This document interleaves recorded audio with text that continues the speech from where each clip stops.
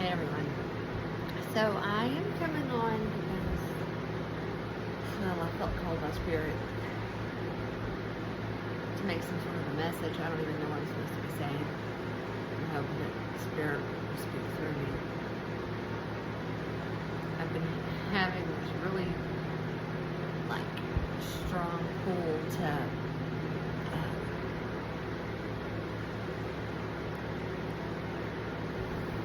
do this, to share my gifts. Is what I've been told, gifts. But I'm not even sure what that means. I kind of know, but my art, myself, I guess, to share me with the world. And I have to say, it is very uncomfortable. The thought of it's very uncomfortable for me. The experience of it is even more uncomfortable for me. I'm not really sure why.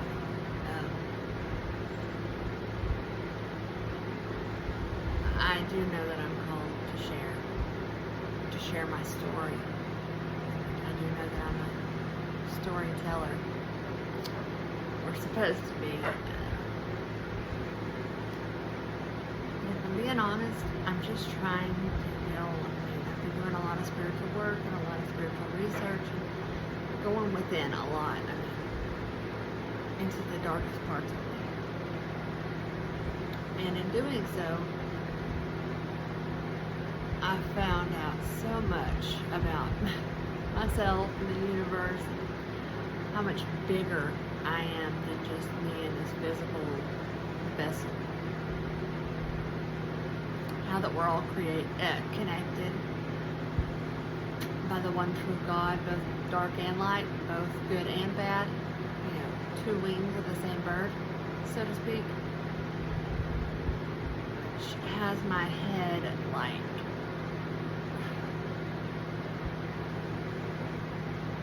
floating. I feel like I'm teetering between two realities at once. I quite literally feel crazy. Although I know I'm not.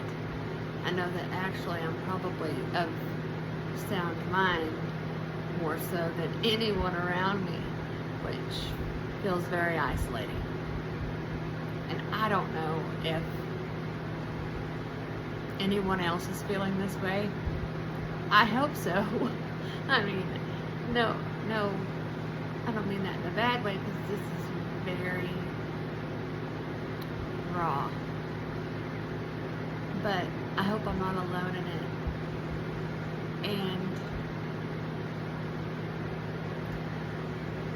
And so I've been watching videos and stuff on YouTube and different readings and stories and just information about spirituality, and I've just received a lot of information that resonates with me. It's very enlightening. It's been some time ago now, a few years, that it was in December, yes, and I don't remember if it was 19 or 20, that I decided, I don't know, I guess I was already on my journey, but I was watching something or reading something, or I don't know, and I decided that I was going to ascend, spiritually, the ascension process. And I was stoked about it, and I had no idea what I was getting into. So, many are called, few are chosen. And I know that's a big topic lately about the chosen ones. And yes, I believe in that. And yes, I believe that there are things about the Bible that are accurate. Matter of fact, I know that there are. However, I hope, and I don't mean any disrespect to any religion, because I think whatever road you take to God or back to self, whatever you want to call it, is the right road for you. But for myself, religion made me run from God for a lot of years. And because all that I knew about, I had a calling young. I was very young, and I was actually at church camp, and I heard this voice. I know that sounds a little nuts too, in my head. And I was sitting by myself outside, and I looked around like, am I the only one that heard that? And all that I knew, and I was raised Southern Baptist, so all that I knew about, God was he was a big scary guy that had a set of rules that came in this book. If you didn't follow these rules, you might burn in hell. And you definitely need to ask outside of yourself for forgiveness and redemption. And I am a very literal person, so I took it literally. And so, in being, feeling called or chosen, whatever you want to call it, called, I was to call it at the time, I thought there were only a couple of things that I could think came from that. One of them was a preacher. I had no interest in that, absolutely not. Never have fun a day in your life, that is not for me. And the other is a missionary. And and this is not in a judgmental way. This is just recalling my judgment, I guess, at the time. But everyone that every missionary I had ever seen ever seemed quite weird, and they usually stunk. And I know that's awful to say, but I'm just telling my truth. So for me, at 14 years old, that was not for me. No friggin' thank you. And so I thought, if this is what I'm going to have to deal with, and this is the expectation of me, I'm out. So after that, for a lot of years, I didn't go to church, and I ran from God. And I felt terrible guilt anytime that I had a bad thought. Even I felt like I was terrified of death. I would, from a young age, I would lay awake at night worrying about the people that I love, and I keep hearing something or seeing something, and I'm sure it's probably like my spirit team or whatever, just surrounding me. But that's what I keep looking for my love for. Anyway, nonetheless, at a young age, I would lay awake at night worrying about the people that I love dying, and I don't know. So I've had this urge since I was very, very young to seek God. I would worry about the souls of my family. They're immortal souls, and I was afraid they would burn in hell. I can remember I went and had myself saved and baptized when I was 7-ish. That was on nobody's suggestion. That was all me. And I felt like I had to, and then I wanted everybody in my life also to be saved and baptized. And,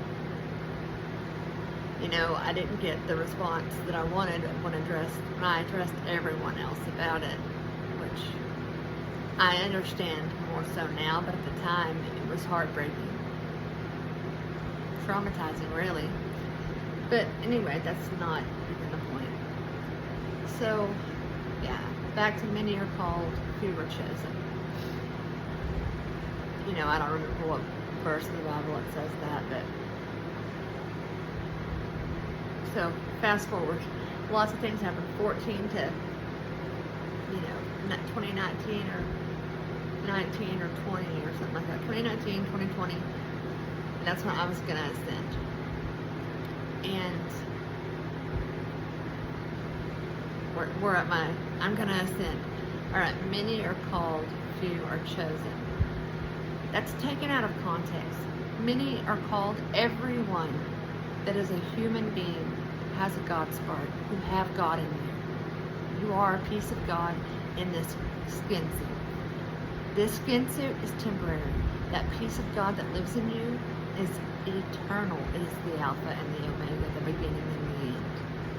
You have that in you. Now, few are chosen. Few choose. It's a choice. You have free will. It's a gift from God. That same God that lives within you. God is love. Pure love. If you've ever felt love, you know that love is not judgmental. Love is kind. Love is patient. Love is pure. God would not alienate one or the other. Would not rise one and drop another. It's just not how that works. He gives everyone the opportunity to choose. Now, everyone is not in a position to be able to follow that path. And God's aware. And so is the soul and the higher self of each person. However, everyone has the opportunity. That is what free will gives you. Okay, so chosen. I know it's a huge thing. Everyone's talking about the 144,000. Who's to say? I think that number, 144,000, has anybody taken a head count? Really? So, I think the numerology in it is significant, more so than the actual number of chosen.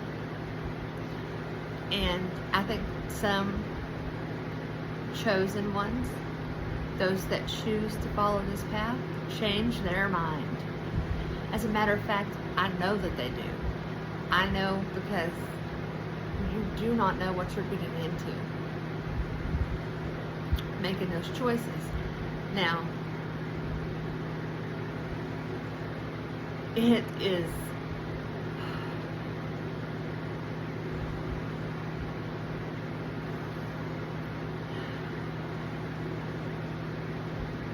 a beautiful experience, a transformative experience, a necessary experience for the sake of humanity.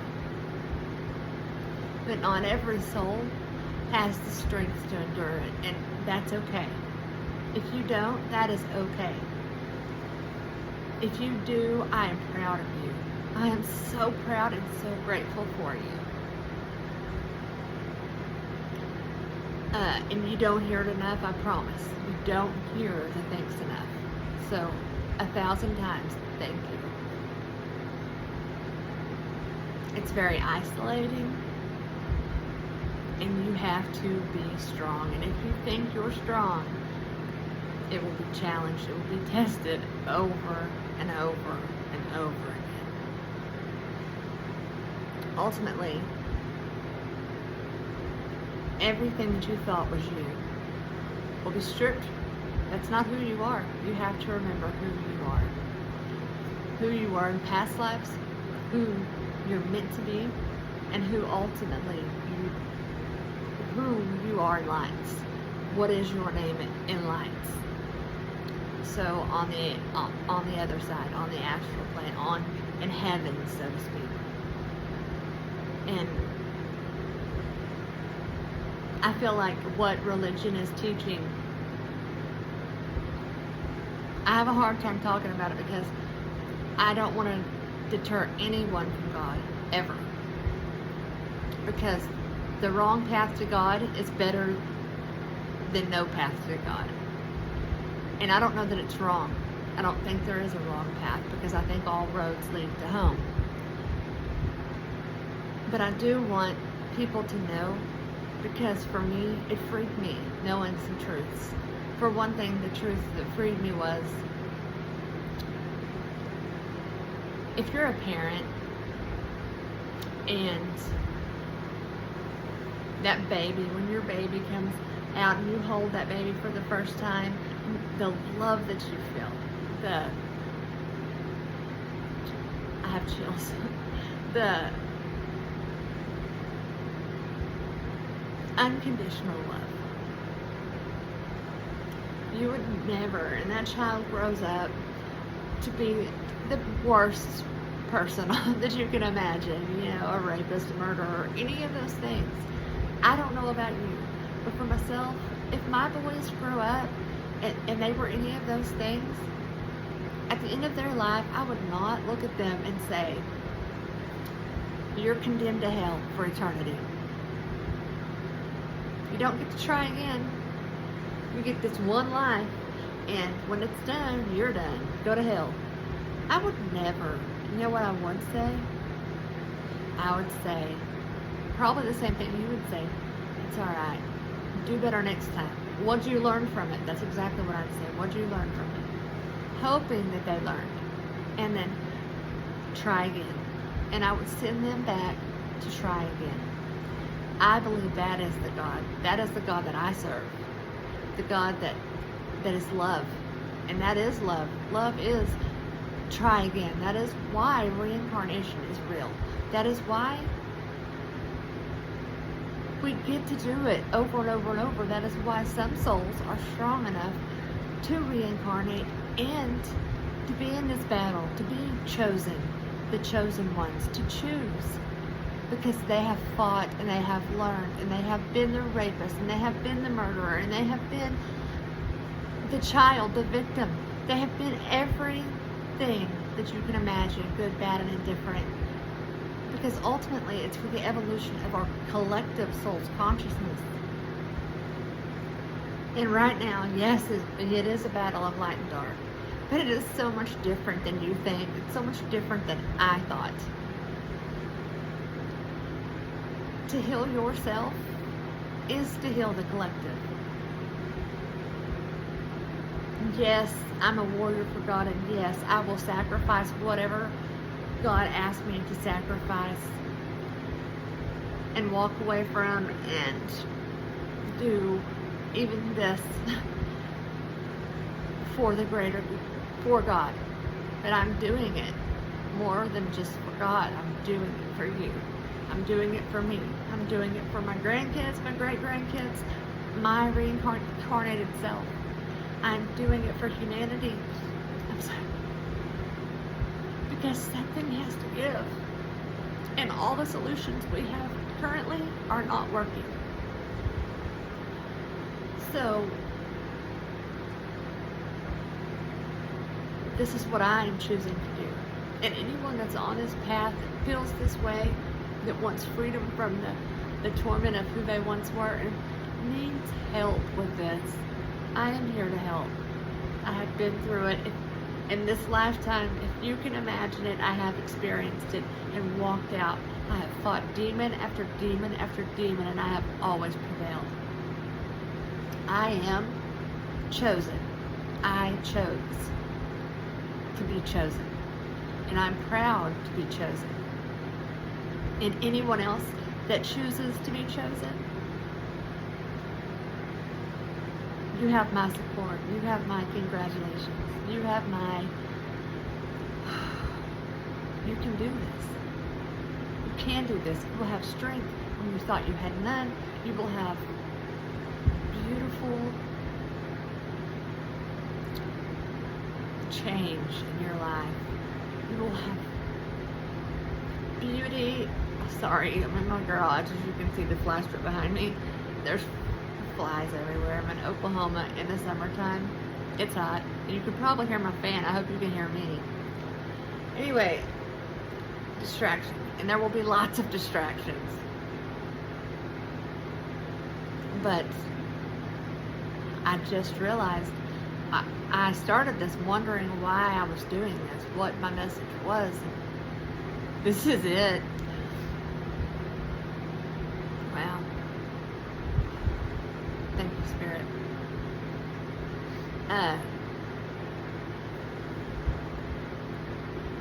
Because I have felt so alone through this. And I wasn't ever alone. I'm never alone. You're never alone. You have no idea the spirit team that you have with you. That everyone does. All you have to do is ask. They'll show you. They'll show up for you. When no one else shows up for you, they will show up for you in ways you cannot believe. Believe in the unseen. I've always kind of been, a Neptunian, like a Neptunian vision of like rainbows and unicorns. Like I live in that world. Sunshine, rainbows, But, and I see the best in people, and I've been taken advantage of, and if it can go wrong in this life or any other, I've experienced loss. Everything you can imagine I have gone through in this lifetime.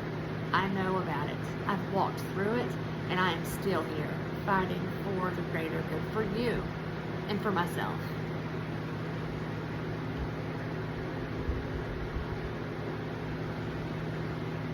Because that is what this life is really about.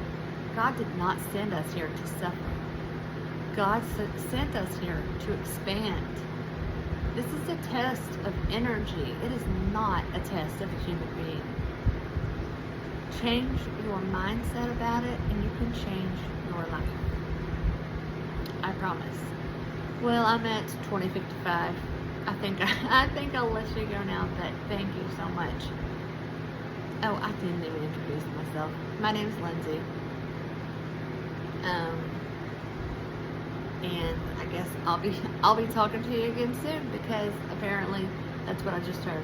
So, thanks guys.